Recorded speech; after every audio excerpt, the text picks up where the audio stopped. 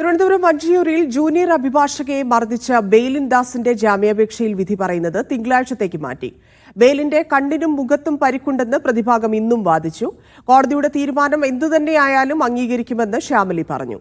അഭിഭാഷകരുടെ ഗ്രൂപ്പിൽ തന്നെ വ്യക്തിഹത്യ ചെയ്യുന്നുണ്ടെന്ന് ശ്യാമിലി ആരോപിച്ചു.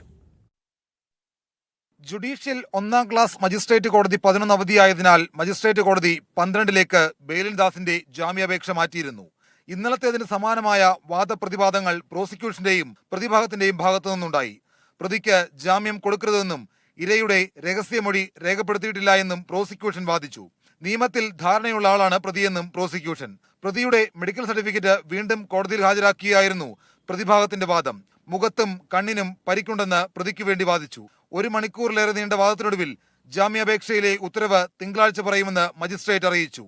അതിനിടെ അഭിഭാഷകരുടെ ഗ്രൂപ്പിൽ തന്നെ മോശമായി ചിത്രീകരിക്കാൻ ശ്രമിക്കുന്നുണ്ടെന്ന് ശ്യാമിലി പറഞ്ഞു. ഒരു വിക്ടിം എന്ന നിലയിൽ ആർക്കും തന്നെ കേട്ടു നിൽക്കാൻ പറ്റാത്ത വാക്കുകളൊക്കെ അവർ പറഞ്ഞു എന്നുള്ളതാണ്. ഞാൻ ആരുടെയും പേരെടുത്ത് പറയുന്നില്ല.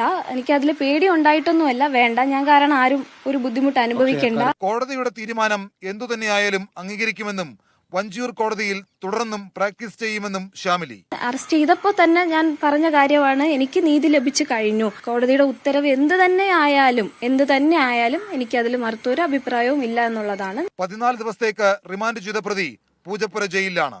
ഇരയെ കുറ്റപ്പെടുത്തുകയും വേട്ടക്കാരനെ സംരക്ഷിക്കുകയും ചെയ്യുന്ന നിലപാട് ബാർ അസോസിയേഷനിലെ ചില വനിതാ അഭിഭാഷകർ അടക്കം എടുത്തിട്ടുണ്ട്. അക്കാര്യത്തിലടക്കം തനിക്കുണ്ടായ പരിഭവം ശ്യാമിലി തുറന്നു പറയുകയും ചെയ്യുന്നുണ്ട്. പ്രതി ബെയിലിൻ ദാസിന്റെ ജാമ്യാപേക്ഷയിൽ കോടതി വിധി എന്തുതന്നെയായാലും അംഗീകരിക്കുമെന്ന് കൂടി ശ്യാമിലി പറയുന്നു. തിരുവനന്തപുരത്ത് നിന്ന് ഷിജോ കുര്യൻ, മീഡിയ 1.